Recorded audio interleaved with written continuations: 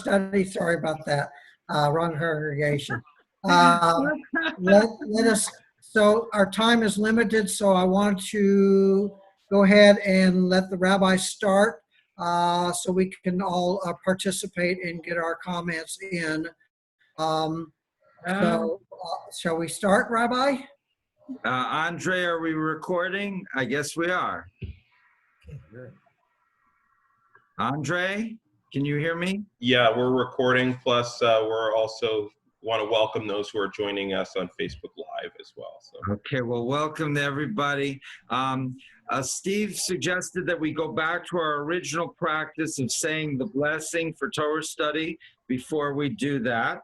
And I don't know, Steve, do you have something you can put up on the screen, or should I just read it and have people respond, or how do you suggest that we do that?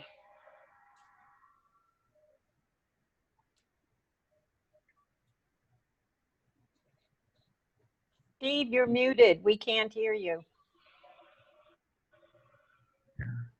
I suggest that we start with the prayer. I do not have it downloaded on the screen, so I think once we get started, people will recognize the prayers, and then we should be able to accomplish this. Okay. And then maybe we can work for next week to getting the sheets to everybody. Okay. And, but I found this is in the Mishkan Tefillah, page 204. There's the prayer for the study of Torah. So I'll read it. Please join with me if you can. Right there. So. Baruch atah Adonai Eloheinu melech haolam asher kitshanu b'mitzvotav v'tzivanu la'asok b'divrei Torah. Blessed are you, Adonai, our God, sovereign of the universe, who hallows us with mitzvot, commanding us to engage with words of Torah. Amen. Now, you know there's 613 commandments, and so everyone is about to do one of those 613, so you can tell God that you're pretty good people. We're doing Parshat Re'eh this week, I believe, correct? Which begins on page 127 in the Harvey Fields book. We're gonna take a look at the Targum, which starts at the bottom of the page, and then we're gonna look at the issue of Shechita, which you can find in 129, which is the slaughtering of kosher animals. And this has become very controversial in some European countries in recent years, where I think the Swiss and the Swedes and one or two other countries have said that this technique, which was designed thousands of years ago to be humane, is no longer the most humane way to kill animals. And of course, if you're a vegetarian, the whole idea of killing animals to eat is unacceptable as well. So we're going to take a look at that. But first, we'll start with the Targum, page 127, Parshat Re'eh, the book of Deuteronomy, chapters 11 to 16. Who would like to read Targum part 1? Okay, Nan. Had to unmute myself. Moses declares that God is giving the Israelites a choice of making life a blessing or a curse. He urges them to choose the way of blessing by carrying out God's commandments. When they enter the land of Israel, they are to pronounce a blessing to Mount Gerizim and a curse at Mount Ebal, located across from each other near Shedem. Moses emphasizes that when the people settle in the land, they are to destroy all sites of idol worship and bring their sacrifices, tithes, and gifts to the Levites in the place chosen by God. Moses informs them that they may follow their desire to eat meat from any of the sheep and cattle given to them, including the deer and gazelle, but the blood is forbidden. It is to be poured on the ground like water. Offerings of flesh and blood may be burnt on the altar. Should I continue? Yes. Moses warns against adding or subtracting from the commandments. He cautions the Israelites not to be tempted to worship the gods of other nations, telling them that false prophets, diviners, and even family members and friends will seek to divert them from their faith. They should reject all invitations to idolatry. Those who mislead Israelites into idolatry, says Moses, are to be shown no pity. They are to be stoned to death for causing Israelites to stray from loyalty to God and the commandments of Torah. Okay, one more. Moses tells them, you are a people consecrated to Adonai your God. Adonai your God chooses you from among all other peoples on earth to be God's treasured people. Reviewing the meaning of God's treasured people, Moses reminds them that they are forbidden to harm their bodies or to shave their heads when loved ones die. They may eat meat from the ox, sheep, goat, deer, gazelle, roebuck, wild goat, ibex, antelope, mountain sheep, animals that have cleft hooves and cud. All other meat is forbidden, including camel, hare, daman, and pig. What's a daman? I think it's a type of rabbit. Or daemon. What is that? I think it's a type of rabbit. Oh, okay. Anything in the water with fins and scales is allowed. Clean birds are permissible, but the eagle, vulture, black vulture, kite, falcon, buzzard, raven, ostrich, nighthawk, seagull, hawks of any kind, owl, pelican, buzzard, cormorant, stork, heron, hoopoe, and bat are forbidden. All winged swarming things are also forbidden, as is anything that has died a natural death. Also, they are not permitted to boil a kid in its mother's milk.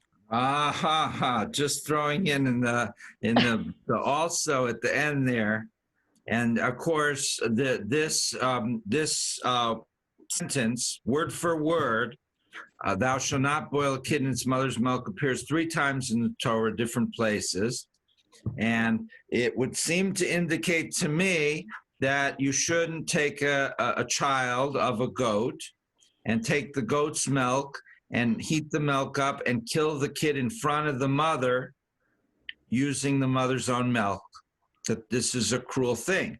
But the rabbis interpreted it differently to mean what? Don't eat milk and meat together. Correct. So pepperoni pizza would be okay? No. No. No. What about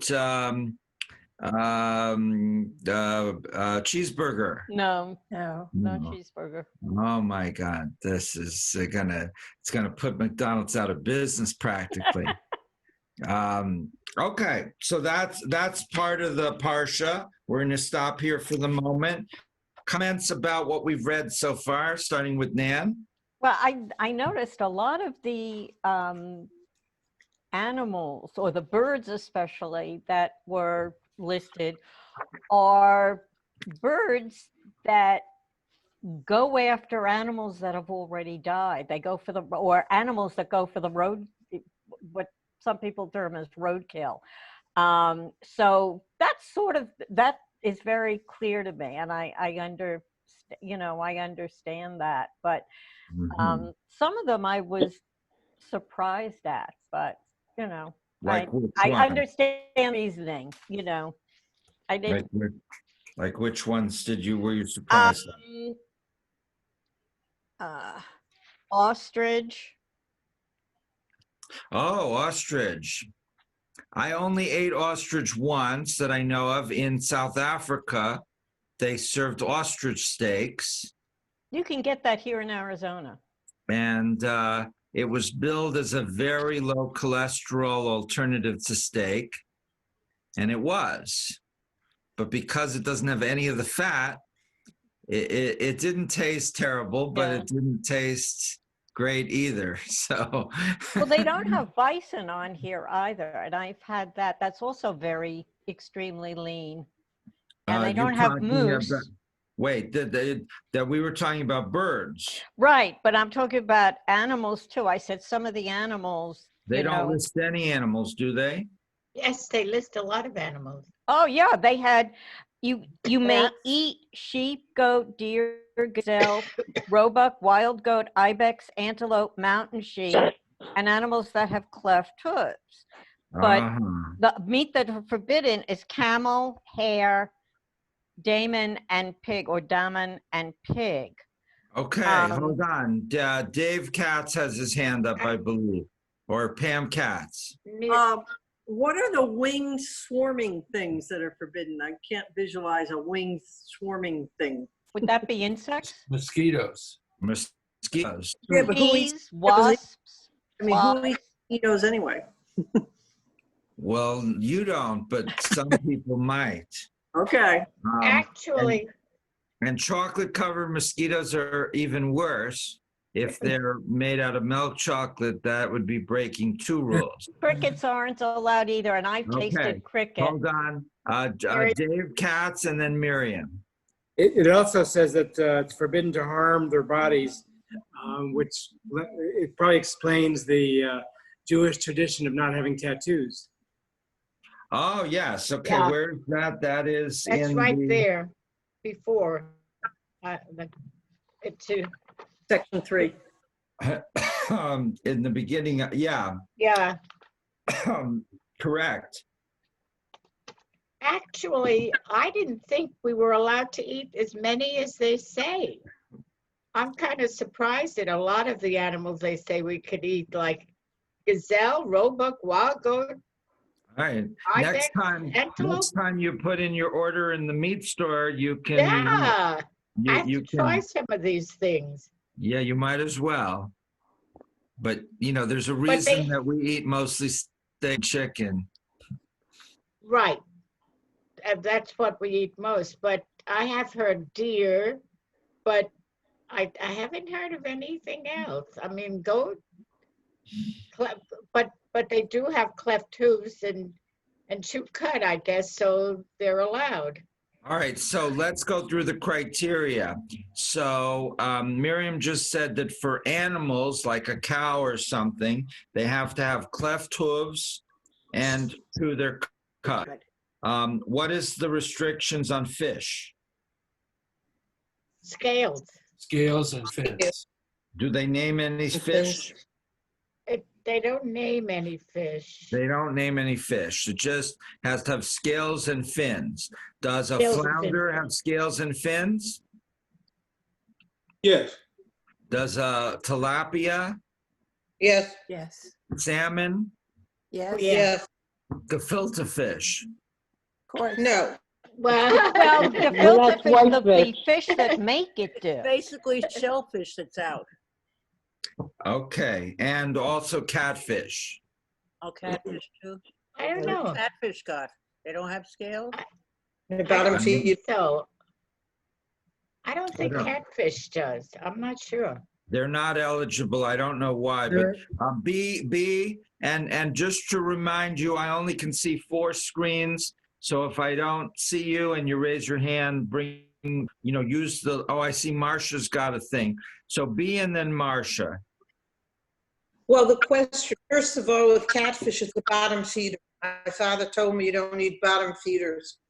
But the question that could take us the rest of our lives is why did the rabbi say why did they interpret the sentence, you can't boil a kid in its mother's milk, to be these 3,000 kosher laws? I mean, we were in a ghetto too long, but do you think that it was interpreted correctly? He's asking very profound interpretive question. She said, do you think it was interpreted correctly? So she's almost inviting me to attack the entire corpus of Talmudic literature, which I am not going to do because I've made enough enemies in my life. But you just have to accept that the rabbis of the Talmud made certain interpretations. They don't explain exactly why. They see this as part of the oral law that was passed on orally, and they interpret it that way. So obviously there was some purpose that they were perhaps already Israelites may have been not eating milk and meat together anyway, and they were looking for a sentence in the Torah that could justify a practice that they were already doing. Or they felt for some reason that we don't know, maybe health or something, that they wanted to encourage Israelites not to eat these things together. And they came up with a justification. Clearly, the sentence does not say what they say it implies. Now, could God have meant that? Be signaling secretly? Sure. But if it was me, I wouldn't. If you want to follow the interpretive principle of keep your interpretation simple and interpret it the way it seems to be saying, this is clearly not such a case. Do I miss cheeseburgers? No. I don't think I've ever eaten a cheeseburger in my life. And so I've never had any desire to eat a cheeseburger. So now the rabbis expanded meat in that case to not only include red meat, but to include chicken. So you can't have chicken parmesan, which I do eat. So, it's a very puzzling sentence. If we wanted to at some point, we could explore it in more depth. I don't think that answers B's question. Well, my father said, because I asked my father, who was a scholar, and I asked him about it, and he said, well, in the desert, they didn't want you to eat milk in the same plate as meat because it curdled and it wasn't clean. All right. So it's basically may have been for health reasons originally, and it may, health reasons and cultural reasons become very intertwined. So what people do may have certain idea that it's better for your health, but it also may become a custom. So certainly for us, the kosher laws are a custom. Zoom.us we must like be closed joking before the about- software can be. I'm sorry? That was my computer. Oh, okay. Yes, Marcia. Okay, I lost the picture, but I'll go back and fix it. But I want to apologize for coming in late, and then now I'm down to that because I had the wrong part of my iPad, so I'm all set now. So never mind. I'm going to go out and come back in again, so I have the picture and all on here. Okay. And so, hi everybody. I'm sorry about that. I looked at my clock and it was 5 after 11. I've been busy with the reconstruction people here. All right, talk to you soon. I'm coming to be right back. Okay. Sorry about it. Okay. Bye-bye. Okay. Comments. Cy Perlis. You have to unmute yourself and then you can make your comment. Cy, can't hear you.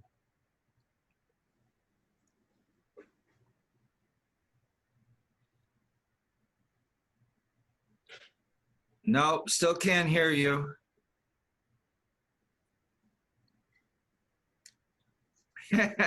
Okay, we'll move on. Cy puts up his hands in defeat.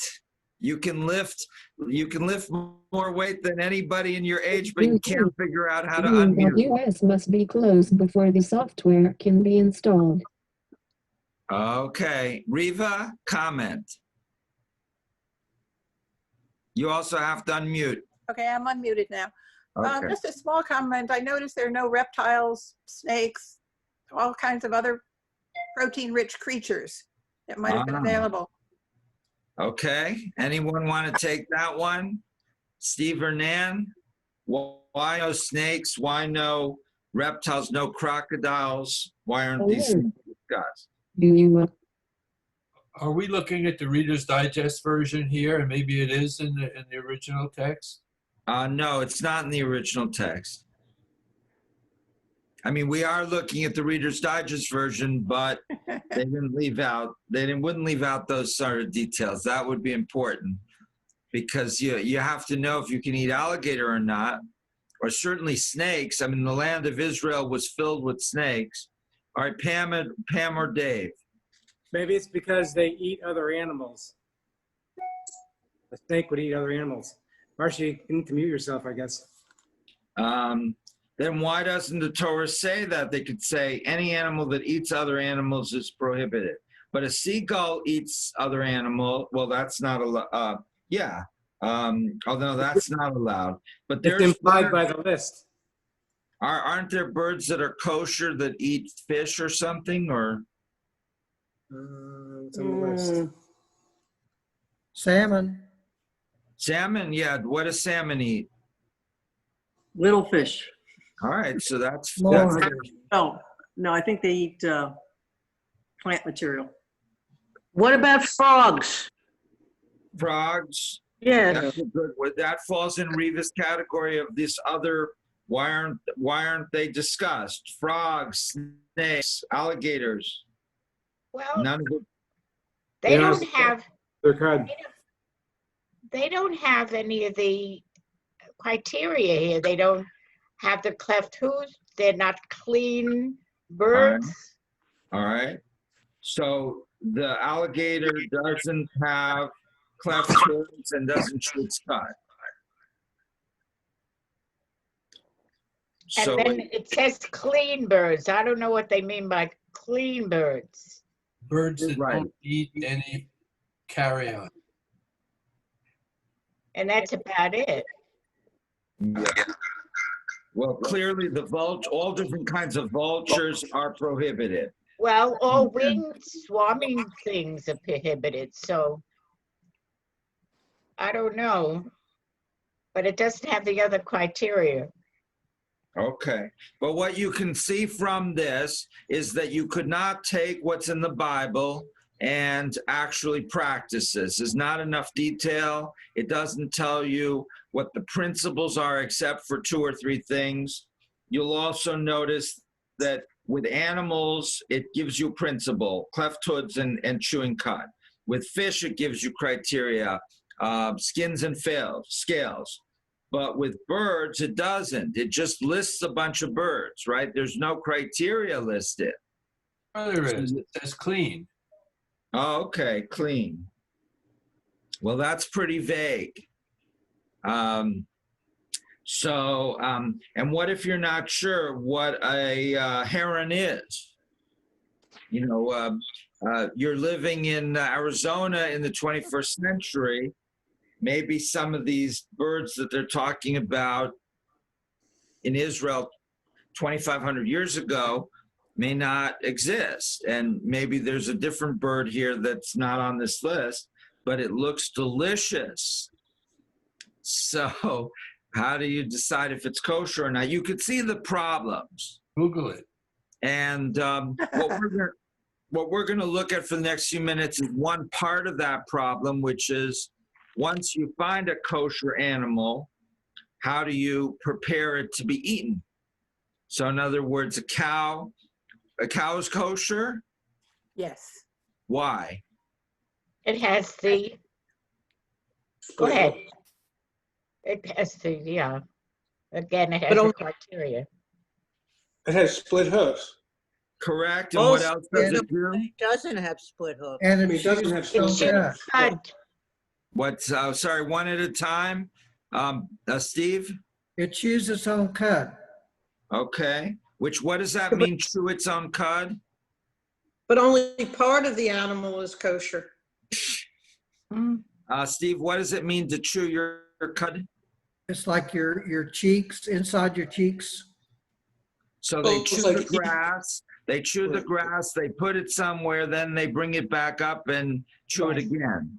Yes. So there's a certain technique to their digestive process. And then split hooves are, their feet are like chopped in half on the bottom. And the rabbis, there's a midrash about pigs. They said pigs try to fool us because they, pigs like to wiggle on their backs in the mud with their legs in the air. And then you can see very clearly that what do the bottom of their legs look like?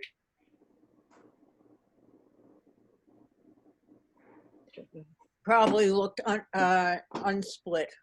Yeah, they're on. Wrong. No, they have cleft hooves. Thank Yeah, you. they do have. Thank you. They do have So the cleft pig- hooves, but they the don't pig- chew their cud. They don't chew the Correct. cud. So Yes. so the midrash says the pigs go in the mud and they wave their feet in the air to fool us because they're waving around their legs, showing how they have such beautiful cleft hooves, and this might trick us into thinking, well, the pig is kosher, but he doesn't chew his cud and therefore he's not. However, when you think of kosher, what is the one food that you think of not eating? Pig. Pig. Pork, Correct. Of all kinds. pork and shellfish.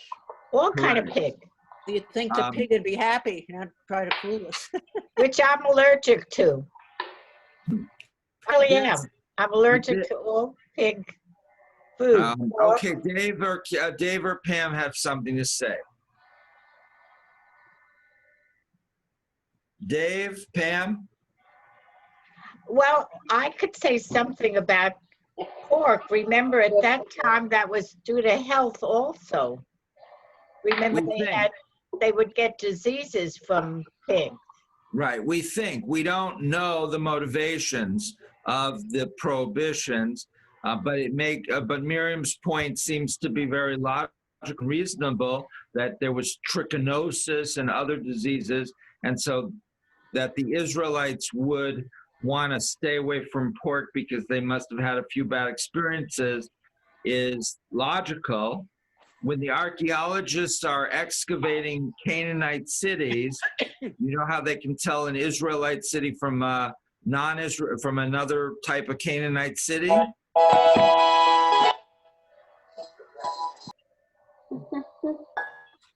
Yes, pig bones. Pig bones, right.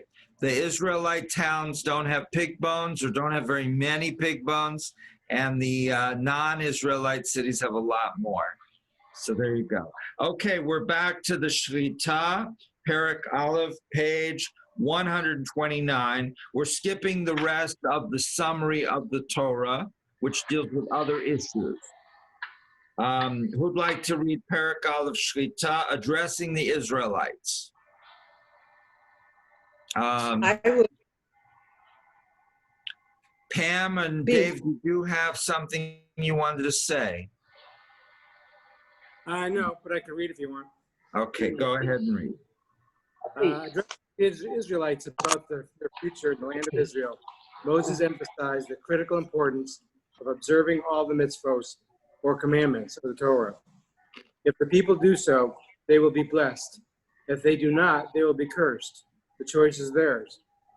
An important part of that choice has to do with what they eat. Moses predicts that once they settle in their land, and prosper, the people will have an urge for meat, saying, I want to eat meat. Moses encourages them, you may eat meat whenever you wish. Earlier, when they were wandering through the desert, the only meat permitted for food was cut from animals sacrificed on the altar of the sanctuary. Aside from that, the people ate only the manna that was provided for them each day, with a double portion on Fridays for Shabbat. Now, Moses presents a new possibility. When they settle in the land of Israel, they will be allowed to satisfy their craving for meat. Moses makes it clear, however, that there are important limitations that they must follow. You may slaughter any of the cattle or sheep that Adonai gives you, but I have instructed you, and you may eat to your heart's content in your settlements. But make sure that you do not partake of the blood. As the Torah makes it clear in Leviticus 6:1, 8, 36, eating blood is forbidden. It must be removed from the animal, poured on the ground, and buried. Since it is considered a sacred substance of life, it may not be consumed. Okay, Moses- stop. Comments. Blood. Lorraine. Blood in meat. What's the question? Well, it's not really a question. It's like any comment you might have about the issue of blood and in meat. Moses just went into great detail saying, you can eat steak, but you got to take the blood out first. So I was just asking if you had a comment about that. Well, oh, go ahead. Well, my comment is I was brought up in a kosher home. So I saw a mother put salt on the steak and the blood come out of it, and then she washed it off. So the salt was used. So that's where you get even to this day, you'll find in a lot of recipes online that call for a certain type of salt, which is called Kosher salt. And kosher salt it became a thing because it was used, not because the salt is kosher, but because the salt is used to kosher the meat, right? Yes. I thought it was conservative because the refrigeration wasn't all that common. Well, you could, yeah, but I don't think you'd want a salted steak like a salted fish. I mean that. And I then don't you want salted fish either. My mother did that. My mother salted meat. If I remember correctly, Bernie and then B. If I remember correctly, the meat was only salted if it were not going to be broiled. Somehow broiling the meat made it okay. What does broiling mean? Trying it out. It's the way Bernie did. Broiling means you put it on some tin foil and put it in an oven? Yeah. On fire. No, broil. a hot flame. And, there's no liquid. There's no liquid added like there would be if you're making a pot roast or. A Okay. But does broiling mean that the steak is on a grill where the liquid can drop off or not necessarily? Yes. Well, but just some. All right. Well, then they're basically saying I that. was brought up in a home where I remember the shochet. I remember him slaughtering, but I don't remember what they did with the blood. I don't remember anything about the blood, but I do remember the shochet. So I don't know what happened with the blood at that time. Yeah, I think your parents or grandparents wanted to spare you the gruesome details. B, back to B. Well, being brought up in a kosher home and sitting with my mother in the kitchen, I saw her salt meat. And she had a condition later on where she couldn't have salt. And because of that, she had to switch away from kosher meat because it was all salted. And the salt was to bring out the blood in the beef. That's what she told me. Right, and you can see that comes directly from this week's portion. And of course, that Jews have used salt for thousands of years, partly because of this practice. Marcia, I see your back comment. Well, I would imagine maybe this also comes when I wonder way back if that was the truth. When someone moves to a home, you bring them salt and flour, is it? As a gift. Yeah. What is it, Lorraine? Salt, sugar, and I think bread. Okay. Yeah, bread and salt. Okay. Salt, sugar, and bread. Well, I wonder if the salt part of it is coming from this, that it's a gift. It was a valuable gift at the time. I don't know how prevalent salt was way back when, you know. Well, there's that expression, the salt of the earth. Right. So I think we use it to mean something good. Yeah. I wonder if that's why Jewish people have high blood pressure, because they were salting everything. Could be. I was Or always Yeah, it could but when be you genet- think it of could it, just be a genetic predisposition too. So. That's Okay, it. B back to B. well, what I'm thinking, and may not be true, is salt preserves things. Could it have been also used as a preservative? Well, I I don't- don't know, because the salt is only being used to draw the blood out. You're not Right. actually salting the meat, which would be another This is process. true. I washed it, but I still tasted it. Yeah, there's You can still a still- little bit of salt, but if you were to salt the meat completely, then it becomes like beef jerky. And that's preserved. And then Okay. it can be preserved for a long time, but it doesn't taste like steak anymore. The Arrowhead Grill isn't going to serve it as dinner. You know, the beef jerky are special. Anne, comment? No, she's happy. Ray, comment? Well, I think it has something to do with the lifeblood. I just wonder. But I'm with B. I recall my dad saying that they had wooden bowls, and scraping, especially if they had meat, would leave fissures. And that's why we divide between dairy and meat dishes.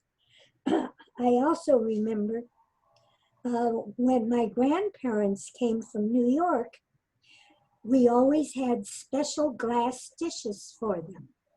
Really, really, truly koshered.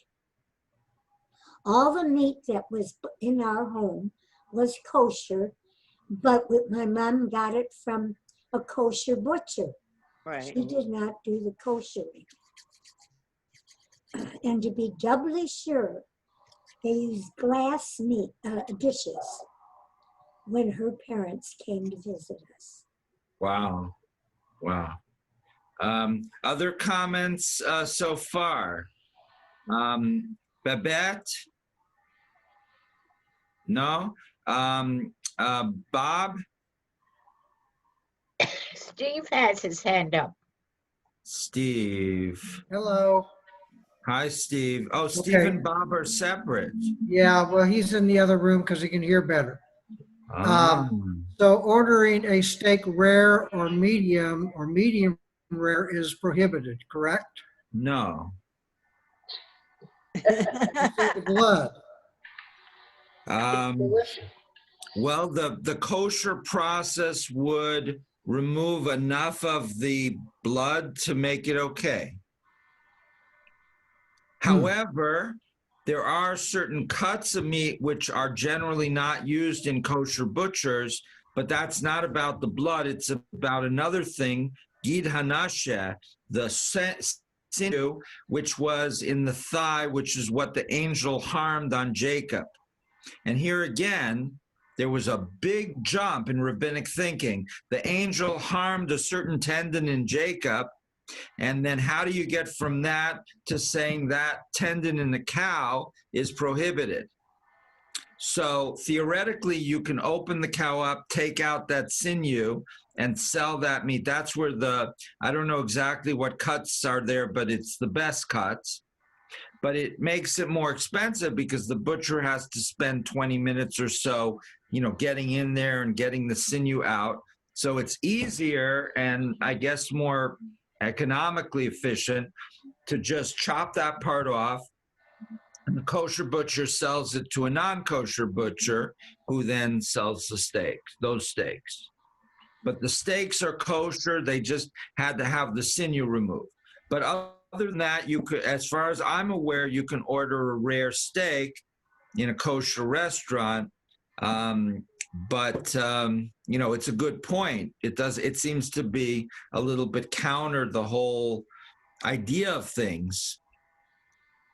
Other comments or relating to that or not or otherwise. Yeah, I have it from a totally different perspective. My grandfather was a shochet, and when I was a little kid, maybe 8 or 10 years old, he'd take me with him when he went to kill chickens. Wow. And this thing about burying the blood is where I'm coming from here.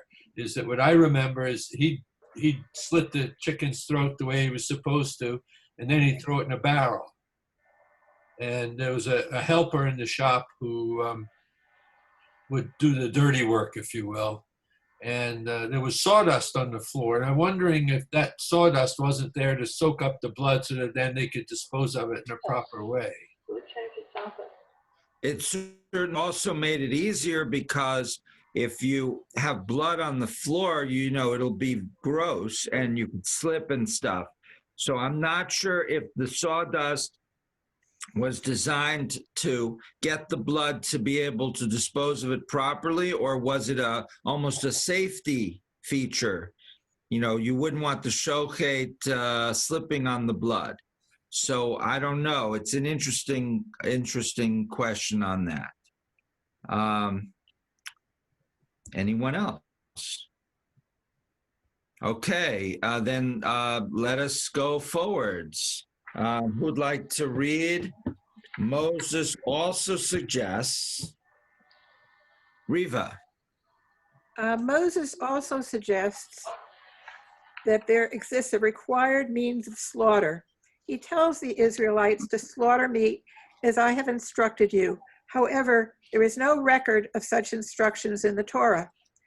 Later, during the Talmudic period, rabbinic leaders and interpreters set out rules for the shechita, or the ritual slaughtering of an animal and birds for food.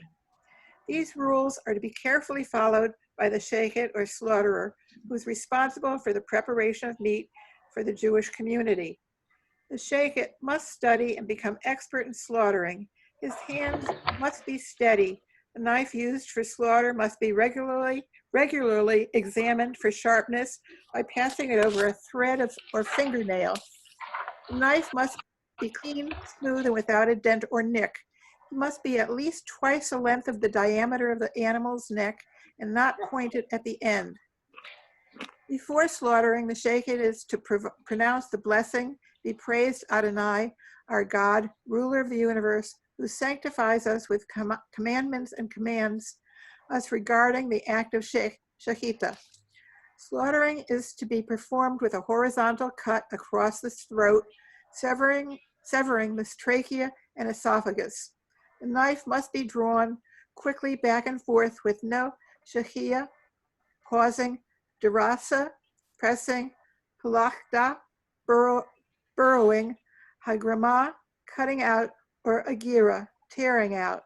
The shechet is to spill the blood of the animal upon the ground or upon a bed of dust, pronouncing the blessing, "Be praised Adonai, our God, ruler of the universe, who sanctifies us with commandments and commands us to cover the blood with earth." Okay. Stop there for a minute, Riva. There's also some noise from somebody. Can you mute yourself? Thank you. Okay, Marcia, can you mute yourself just I to be thought sure? I did. I'm sorry. No, it's still going. Lorraine, there you go. Okay, thank you, Lorraine. That's much better. Okay, so this is a weird set of instructions, but Moses says, "I instructed you," but there's nothing in the Torah to say what those instructions are. So who comes up with the instructions? You can unmute yourself and talk. The Talmudists. The Talmudists. Right? So if the Talmudists live mostly around between the years 0 and 500 CE, and let's say this part of the Torah is written 500 BCE, we're talking at least 500 years later. So what happened over those 500 years between the writing of the Torah and the development of Talmudic decision-making? We're not 100% sure. But clearly folk tradition played a large part. And so people were doing things in those 500 years. And so these customs didn't come out of nowhere. But what do the Talmudic experts want you to do in terms of slaughtering a cow or slaughtering another animal? Rabbi, I think this part does explain Bernie's comment about the sawdust in the chicken, with regard to the chicken, because it says the shochet is to spill the blood of the animal upon the ground or upon a bed of dust. That would be sawdust. Okay. And I remember my grandfather had a live kosher chicken market, the last one in Manhattan. And I do remember sawdust both it carried into the front of the store, but into the back where he did the slaughtering after the women came and selected their prize bird that they wanted him to slaughter for their dinner. So this makes sense now. Okay. So thank you, Nan. That really is, that really does connect it very nicely. But Bernie, follow up? I have something to say. Okay, Steve. Hi, Steve. Hi. One of the things in the beginning, or they said that they had a lot of qualifications for the knife or slaughtering tool to be sharp, no dents, etc. And I think that was for to have a quick kill and be compassionate to the animal and not let the animal suffer. Have him die quickly. Mm-hmm. It would seem to me that once you cut an animal, they're suffering in some way. And that's what the vegetarians like. That we don't slaughter an animal so that they don't suffer, because I don't think anyone likes to see an animal suffer. I mean, killing an animal is not a pleasant thing, so there's no way to completely make it friendly. Correct. So there's ways to make it quicker and less painful, and there's ways to make it more painful. So they were trying to make it as quick as possible. You said unconsciousness within a few seconds. Question. Regarding the cutlery to slaughter the animals, why no point in the knives? Anyone?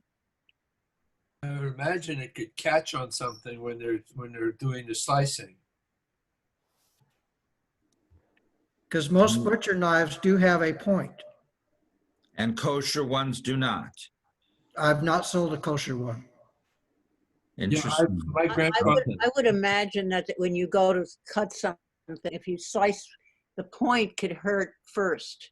If you go do a quick slice, it's horrible to think, a quick slice on the neck of or wherever on the artery on the cow, it's going to be, there's no chance of that sticking and hurting, less chance. The hurt is going to be less. It'll be fast and more quickly done, so it lowers the chances of this animal suffering. Actually, that end of the knife, the pointy end of the knife, is the one that gets there last. The cut starts from the hilt end. Yeah, right. But this is saying no point.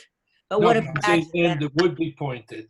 The far end of the knife is the last part that gets there. So when he's pulling it through, you don't want it to catch on anything. Right. And I can remember watching my grandfather test the knife on his fingernail. Oh. For nicks. Like this. Right. The knife also cannot have any nicks or scratches or deficits.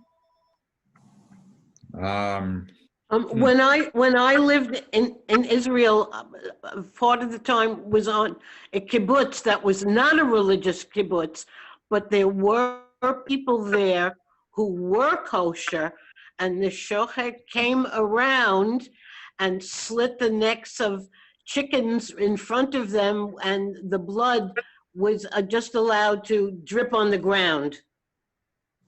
With no sawdust. It was earth. I don't know that they had sawdust. So Babette is suggesting you don't need sawdust. If you have just dirt from the soil, that would presumably be okay. And what kind of kibbutz was this? Ein HaShofet, it was Hashomer Tzayir. They were very left. It was named after Judge Brandeis, but it was a progressive place, except I guess there were kosher grandparents living there. Interesting, because Hashomer Tzayir was very secular, socialist, Absolutely.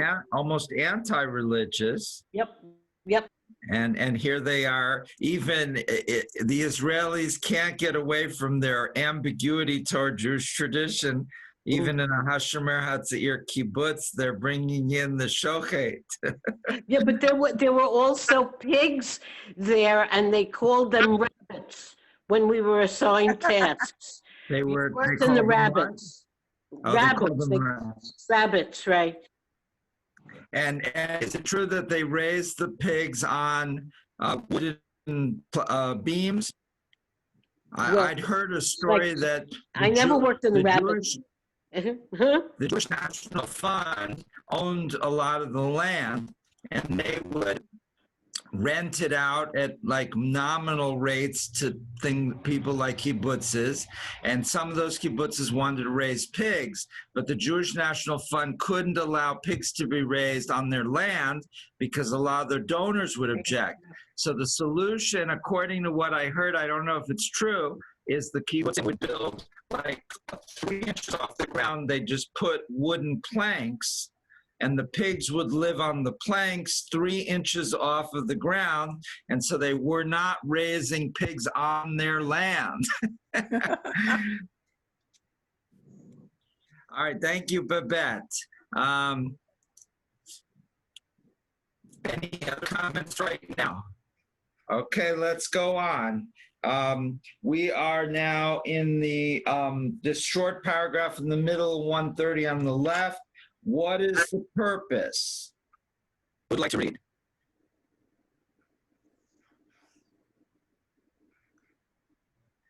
I will, but I don't know where you're going to. Page 130 on the left side in the middle. Oh, down towards over the picture. Right above the picture, what is the purpose?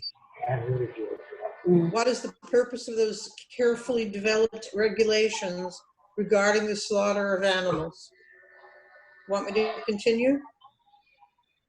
Yes. Okay. Maimonides, in his Guide to the Perplexed, physician and philosopher Moses Maimonides discusses the importance of diet and proper means of slaughter. Apparently aware of those who claim that a vegetarian diet is superior to the one with meat, he counters that balanced human diet requires vegetables and the flesh of animals. He writes, no doctor has any doubts about this. Given the requirement for meat, Maimonides expresses concern about the manner of killing animals. Jewish tradition teaches us that the death of an animal should be as painless as possible. It is forbidden to torment the animal by cutting the throat in a clumsy manner, by sawing it, or by cutting off a limb while the animal is still alive. It's also prohibited to kill an animal with its young on the same day. There is no difference in this case between the pain of the human being and the pain of other living beings, since love and tenderness of the mother for her young ones are not produced by reasoning, but by instinct, and exist not only in human beings, but in most living beings. Maimonides adds, for the same reason, the Torah commands us to let the mother bird fly away when we take the young or her eggs.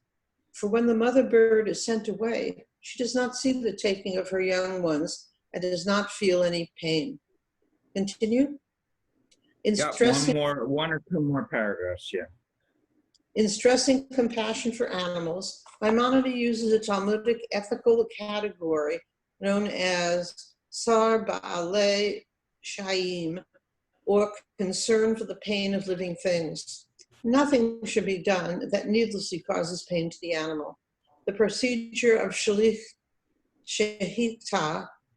which uses a razor-sharp knife on an area of the throat with very few sensory cutaneous nerve endings, ensures that the incision itself causes no pain. With the instant severing of the carotid arteries and jugular veins, there is a massive loss of blood, resulting in unconsciousness within a few seconds. The procedure of shehita has been recognized for centuries as the most humane method of slaughter now in use. The concern in Maimonides and other commentators. Okay, thank you, Lorraine. You can stop there for the moment. Steve, comment?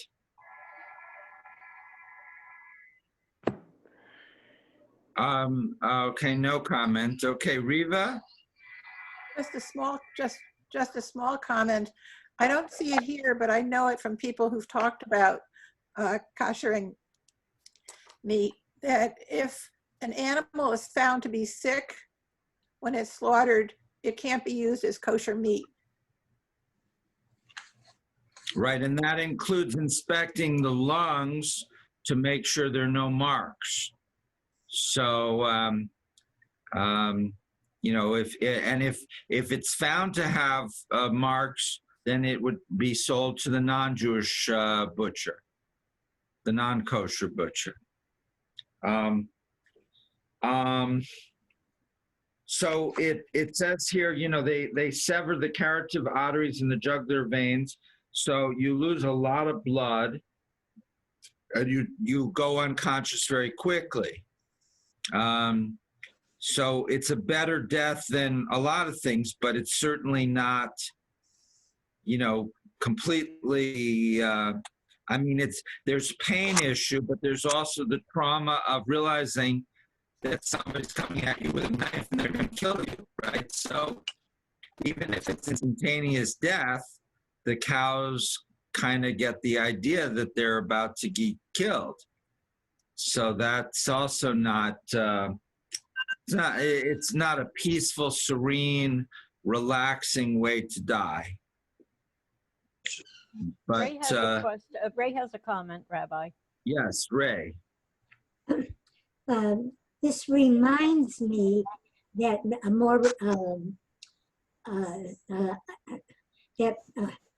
Indians, American Indians, and Black people in the African countries would, when they went on hunts, would stop a moment to thank the animal for letting them partake of the animal. They felt that it was an honor. The animal was giving them an honor. So there's always been, I guess, a feeling of the animal too hurts, or the animal too has feelings. I think this is very impressive. So 2,500 years ago, the fact that they recognized that animals have feelings too is an advance. But wouldn't the logical extension of that be to declare that we should all be vegetarians? Dave or Pam? We're all done here today. Google the Jewish Vegetarian Society. It's very interesting. Their whole premise is, and they quote a lot of rabbis of the centuries and present case, that the true Jewish thing to do is to be a vegetarian and not kill animals at all. So it's very interesting. Called the Jewish Vegetarian Society. That was a member. Yeah, there's a famous book by, I think his name is Richard Schwartz, Jewish Vegetarianism.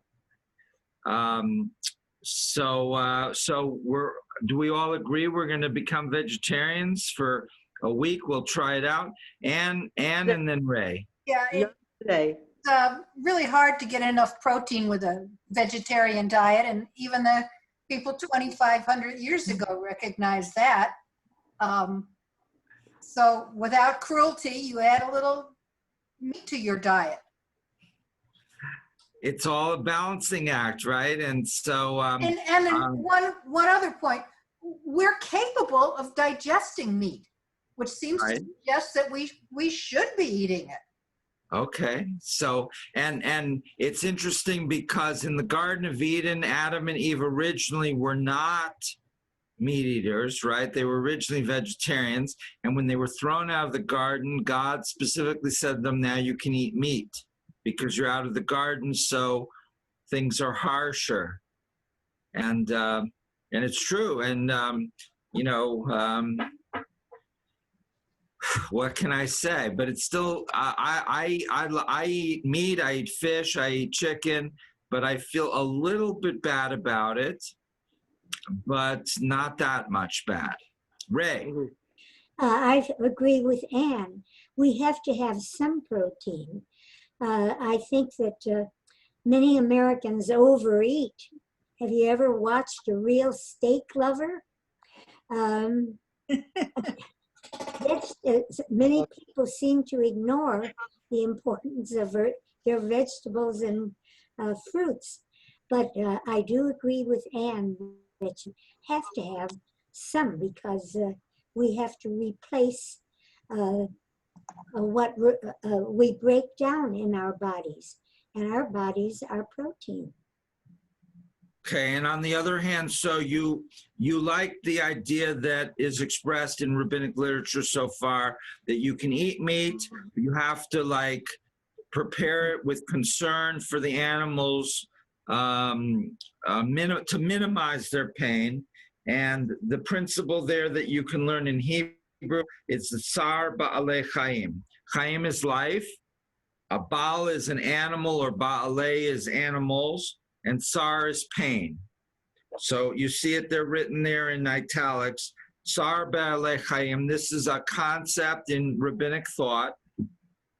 I don't think it's mentioned in the Bible, but I'm not sure.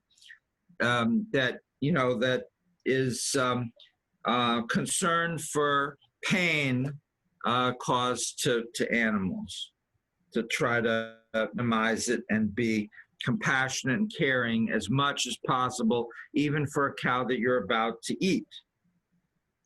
So, as we read on, Rabbi, it says that we can eat meat sparingly whenever we really want to eat the meat. As we'll read.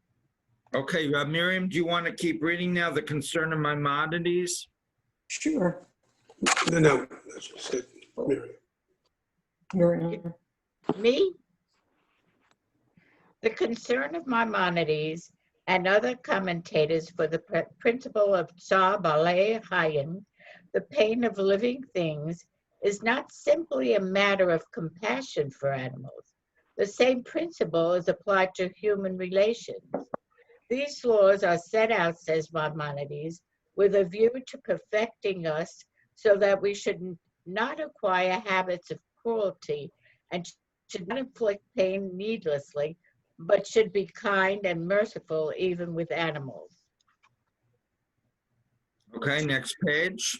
Agreeing with Maimonides.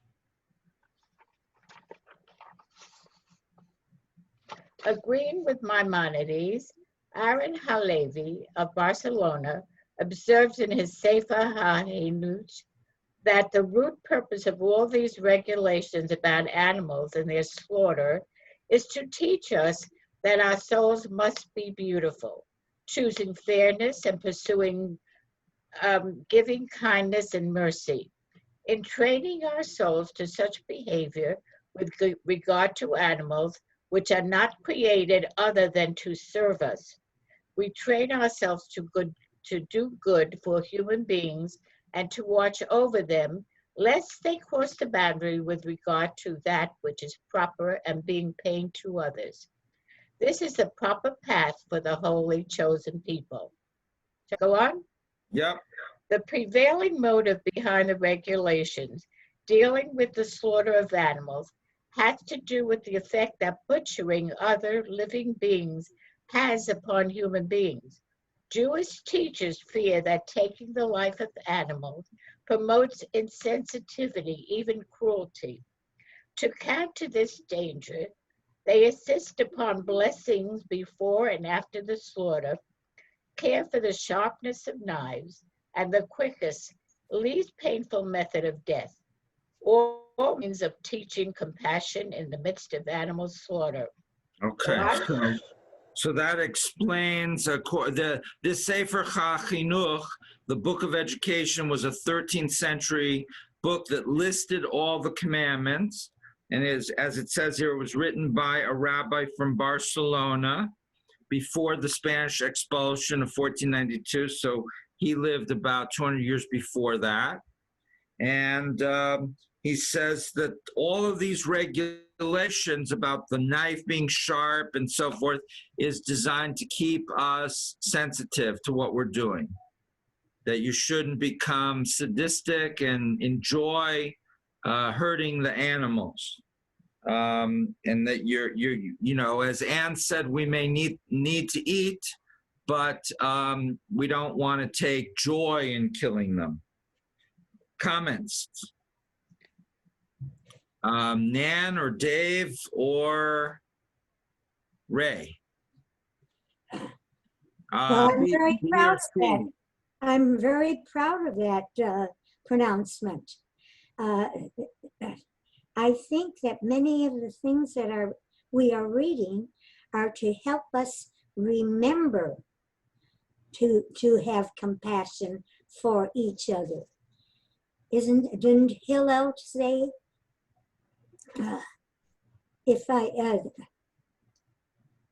if you stand on one foot, all of these teachings are to understand each other and to treat each other as if he or she were you, with kindness.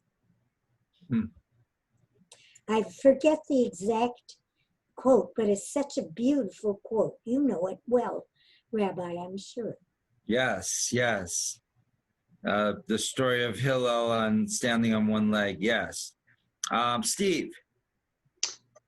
Yeah, one of the things I was thinking about with previous section about us being designed to eat meat, actually, we're really not designed to eat meat because we have humans have long intestines to digest, you know, plant and fiber and other items, whereas, for example, a tiger or a lion has a very short intestine so that everything can go through quickly and is not held up in the intestines, you know, which causes, you know, different types of cancer and other things because it's sitting around in our bodies for a long time, waiting for our body to digest, rather than other animals who are carnivores that just passes through rather quickly.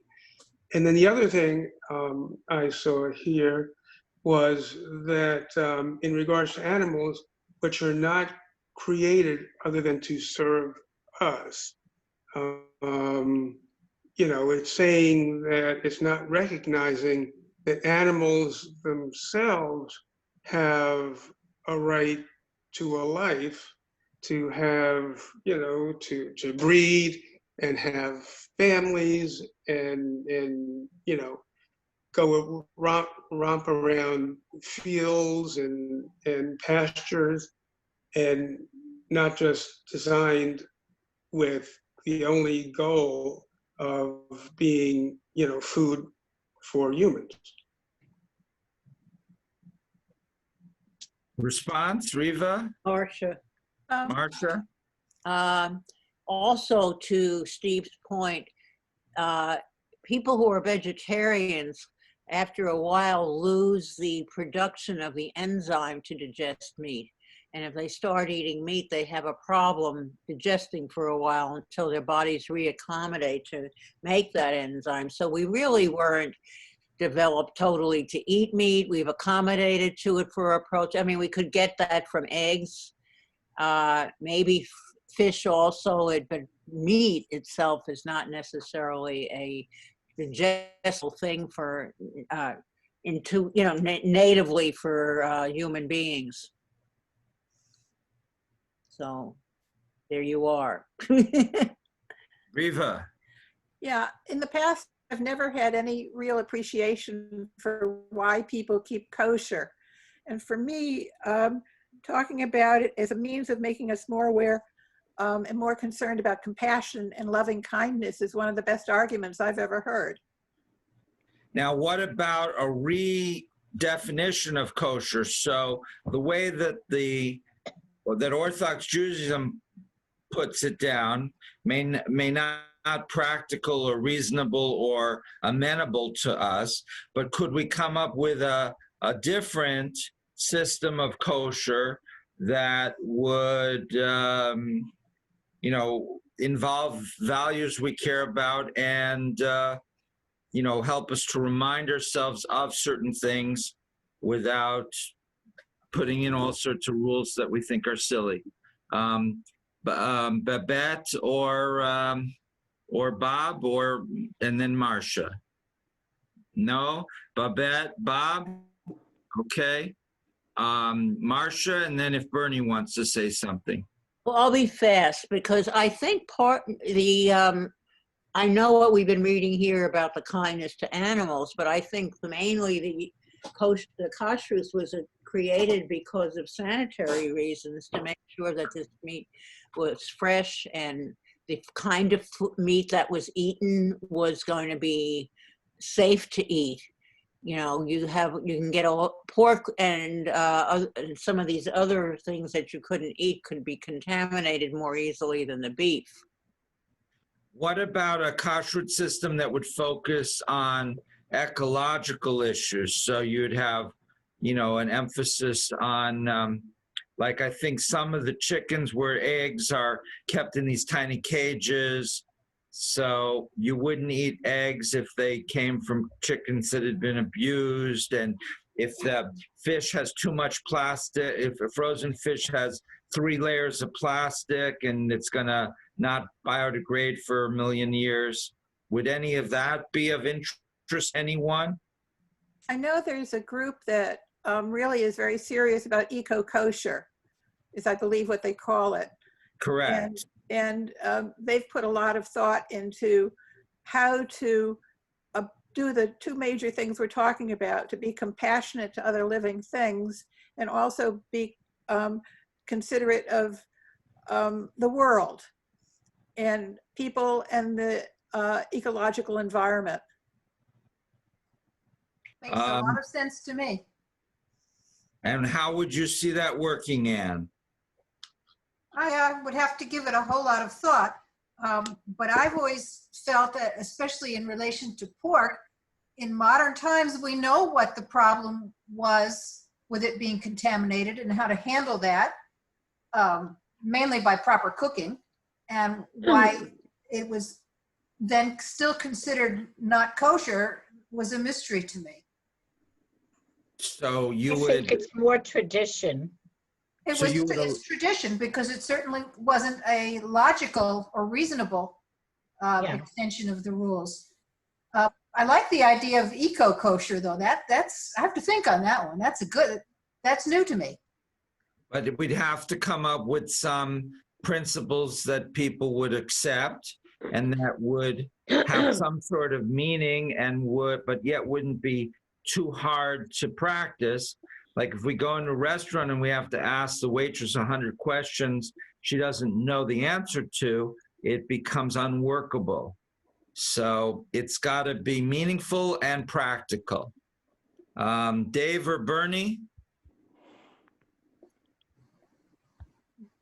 Well, then you get into the different phases of kosher. There's the Glock kosher, regular kosher, OU kosher. So everybody has their own definition, I guess. And there's on the milk, some the really ultra orthodox require the milk to have supervision. So that, and then obviously yogurt, ice cream, anything made out of milk would have to come. So that restricts what they can eat tremendously more than regular kosher. And some will say it's only kosher if they know the particular rabbi who supervised it. Let's look. We still have another 10 minutes, so let's look at Rav Kook. Rav Kook disagrees with the majority, and he says eating animals is a bad thing. It was allowed because people were going to do it, but it's something we want to wean ourselves off of. And Rav Kook was a very famous thinker. He was first chief rabbi of Palestine, died in 1935, but he's still very well-known and studied until today. Who'd like to read at the very bottom of the left-hand column? I will. 131? Modern interpreter. Okay. I will. Okay. Steve. Okay, go ahead. Modern interpreter Rabbi Abraham Isaac Cook differs from this view. He argues that the slaughter and eating of animals is morally wrong, and that the rules of Shechita do not represent a means of perfecting human behavior. Instead, they are a compromise with physical needs that one day will be overcome. Cook maintains that at creation, human beings are told to be fruitful and multiply and rule the fish of the sea, the birds of the sky, and all the living things that creep on earth. However, human beings are not commanded to slaughter animals for meat. While the eating of meat is allowed to Noah and the generations after him, Cook points out that the Israelites are permitted to eat meat slaughtered only for the purposes of sacrifices on the sanctuary altar at the time of their wandering through the desert. He also explains that the permission to eat meat mentioned in the Torah portion arose Moses' realization that the people could not control their appetite for it. For that reason, says Rabbi Cook, rules for the compassionate slaughter of animals were created. They are meant to stress that despite the human need for meat, killing animals is morally wrong, an act of cruelty and shame. Cook argues that the rules for Shechita will ultimately lead human beings to reject inflicting any pain on animals and therefore to abandon the consumption of meat. These regulations will ultimately educate human beings. The silent protest will, when the time is ready, be transformed into a mighty shout and succeed in its purpose.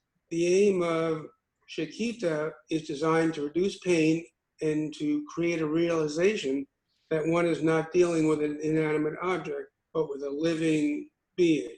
You want me to continue? I think that's enough. We get the idea of his views. Any responses to his argument? Marcia, Marcia. I didn't realize that Noah had to have extras. I mean, 2 by 2, he couldn't manage that with the, it was having to live for 40 days, you know, without. Yeah, could you imagine he slaughters the only male cow, and then after the flood he realizes, whoops, we're not going to have any more cows. So yeah, there had to be some extra, correct. But what do you think of Cook's argument that vegetarianism is the utopian ideal? Just have a quick question. If they were, I don't know. 40 days. Who's talking?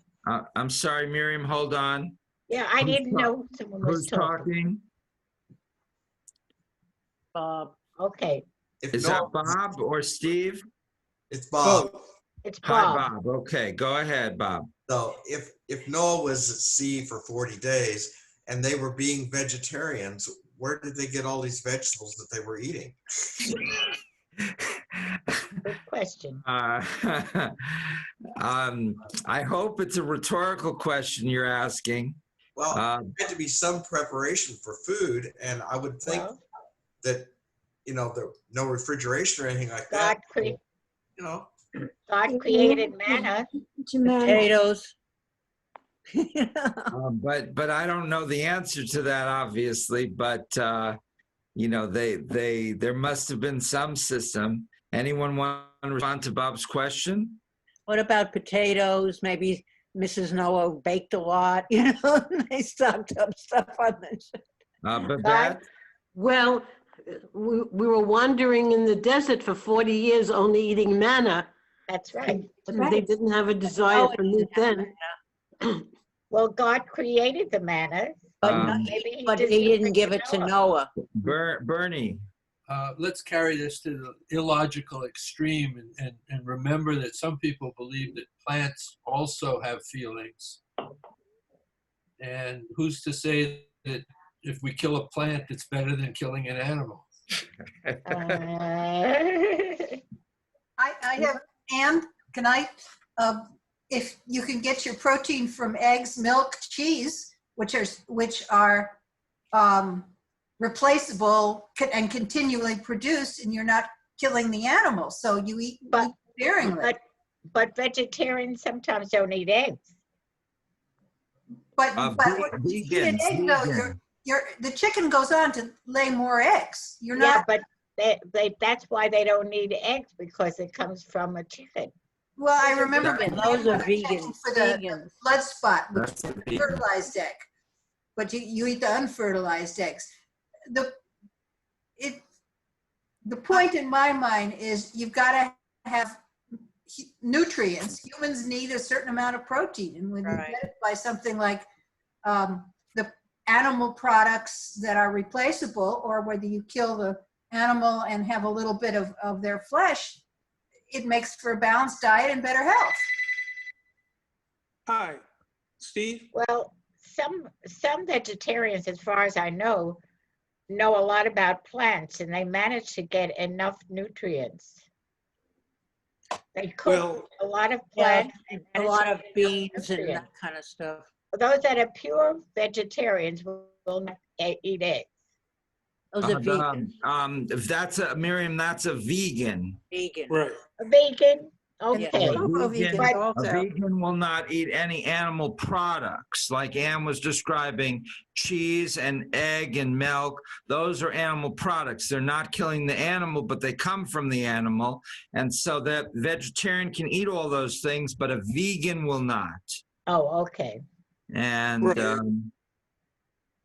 and I'm a vegan. But hold on, Steve. Okay.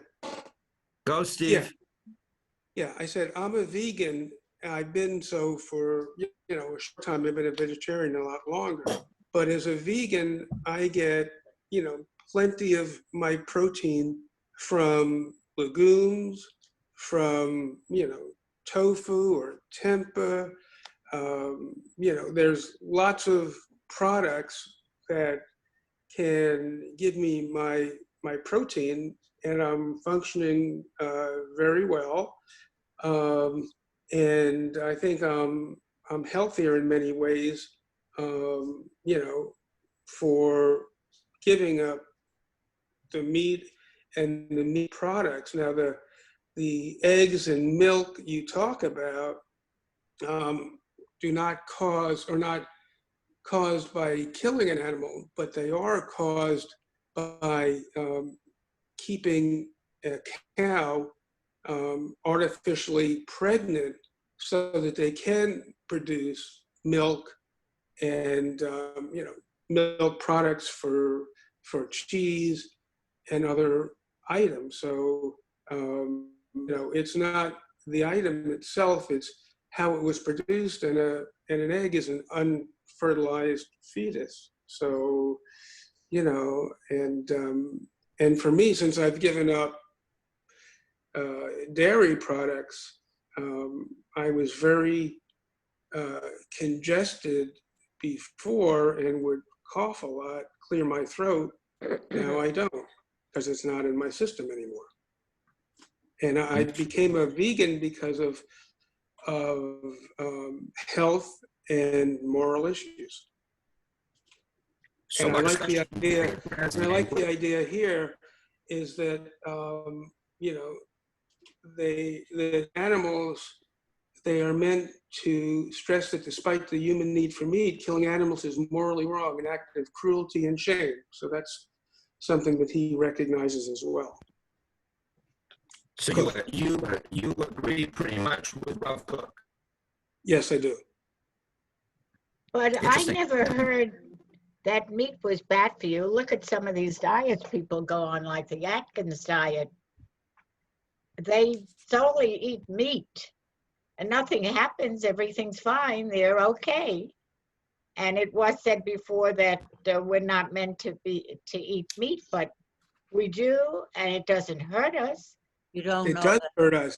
You It don't does know hurt that. you by one of the largest cause of deaths in this country are caused by meat consumption. Cancer, high you sure cholesterol, about that? arteriosclerosis, blocking of the Cholesterol arteries. problems. Right. It's caused by meat. I'm not sure. I would have to go further and look into that. You got to Just look for the major causes of death in the U.S. and you will find out. Well, I've known a lot of people who were on the Atkins diet and they've been fine. So I don't know. I would have to look further into it.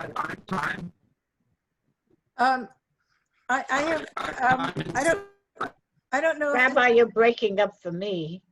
Yeah.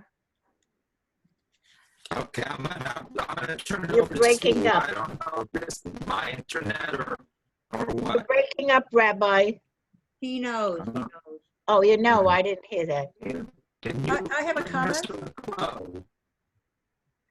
Ariva briefly, and then Steve.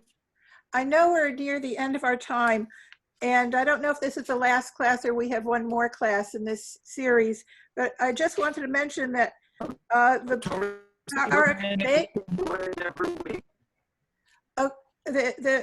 hope we can make time, not today, but when we meet again, for the Parak Bet or Bait, Can Israel Be God's Treasured People? I thought that was a very, very rich and interesting discussion. And I would love to have an opportunity within this class or whenever to address that, even though I know there's no time today.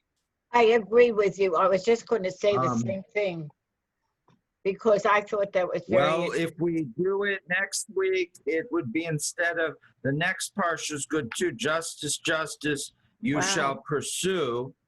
But if you want to do it next week instead of that, we can spend the second week on this portion. Why don't you email me and we'll decide that privately. We could do it a year from now too. Rabbi, why don't you decide which week, if maybe there's a portion that's kind of not so great that we can do it that particular week? We're trying to do the portion of the week, so we're trying to stick to that. But let's talk about that, later because our time is up and I have another appointment coming up very soon. No problem. Can you hear me now? Okay, better? Yes. Yes. Okay, I don't know what happened. Oh, So Rabbi- I'm going to turn it back to Steve to say goodbye. And then now Torah study, I believe Steve continues indefinitely, weekly. We've found it very good. Yes. Ken Finkelstein couldn't be with us this week, but he sends his apologies. We're always looking for new participants. So please try to encourage your friends. Okay, Steve, back to you. Thank you, Rabbi, and an inspiring discussion today. We look forward to next week, and we'll go from there. Okay. Take care, everyone. Be safe. Stay well. Thank you. Bye. Thank you. Wonderful class. Okay.